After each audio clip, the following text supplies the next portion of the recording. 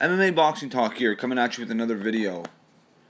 I just wanted to talk about the fight that's taking place tomorrow night between WBC champ Deontay Wilder and Artur Szpilka. Um, Now, I just want to throw out there. I mean, I'm not I'm not overly thrilled that Deontay Wilder is fighting his third voluntary in a row after taking the belt from Bermain Stavern. Um, I will say though, Szpilka is a little step up in competition compared to Wilder's last two fights. Wilder's last two fights was against Molina and Duopaz, or however you pronounce it. Now, those two fighters, they're not the greatest fighters.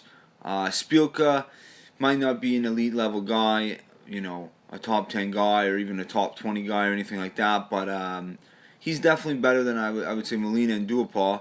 Now,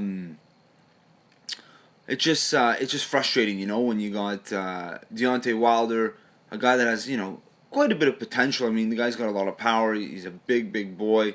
He's got a long reach and all this stuff. But he's, like I said, he's fighting his third mandatory, or his first voluntary in a row. And you got Povetkin, his mandatory, who's an awesome fighter, just kind of waiting. Povetkin's been his mandatory for a while now. So, I mean, if Wilder, gets past Szpilka, he's got to fight Povetkin next. I mean, if not, fuck, that's just horrible. I mean, it wouldn't really surprise me, but I mean, it would in a way, because Wilder's talking all this stuff about him wanting to, unify all the belts and all this stuff. I mean, you should probably fight Povetkin before you start thinking about Fury or Klitschko or whoever ends up winning that rematch there whenever it takes place. Now, Szpilka's, like I said, he's definitely one of the better fighters Wilder's faced, especially recently. Szpilka's a southpaw. He's got this really awkward style. Now, he always gets low, and like a lot of times he'll get low. So I mean, you never know. Wilder throws some wild punches sometimes, some crazy haymakers and things like that. So and just overhand rights and whatever. So Szpilka, you never know. He could end up getting low, ducking under a punch, and countering or just catching Wilder off guard. Szpilka's got a good straight left.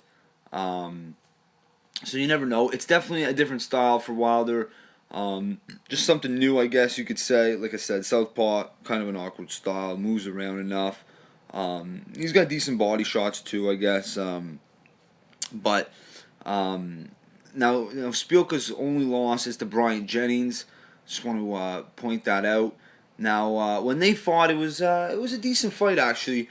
Brian Jennings actually ended up stopping or TKO. He ended up getting the TKO on Szpilka in the 10th round. Now Jennings had dropped him a couple times in that fight, but Jennings not a guy necessarily known for having great power. He's a great athlete, a great boxer. I mean, he's one of the one of the best heavyweights out there. But he's just not considered a knockout guy. Now, so that'll be interesting. I mean, Deontay Wilder. He definitely does have some knockout power. There's no doubt about that.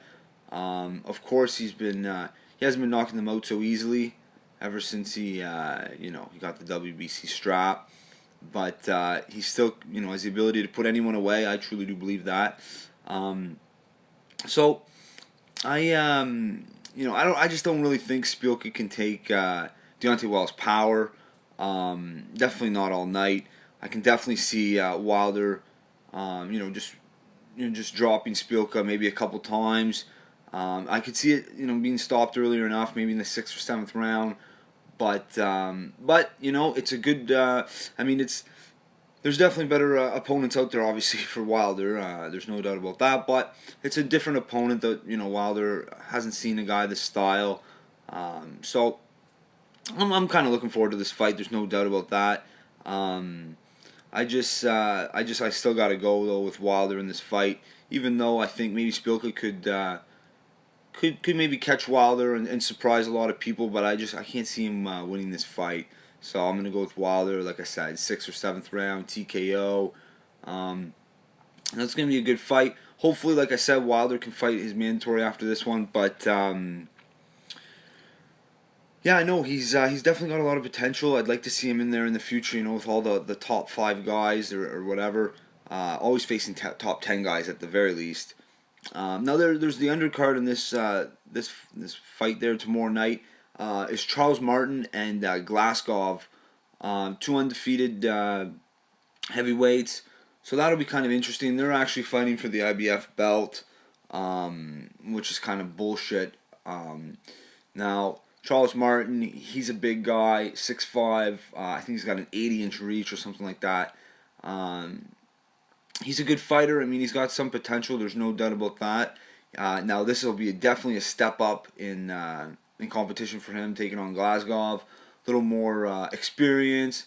So that'll be a good fight too. 2 big heavyweight fights. I can't wait to watch them there tomorrow night. And yeah, I'll go with Glasgow in the co-main event. And I mean, yeah, I think he'll take it, but you never know. Charles Martin, good young upcoming fighter, big boy. He could take it as well. So it should be good tomorrow night. But that's it for this video. If you like the video, subscribe, and if you agree or disagree with anything, just make a comment below.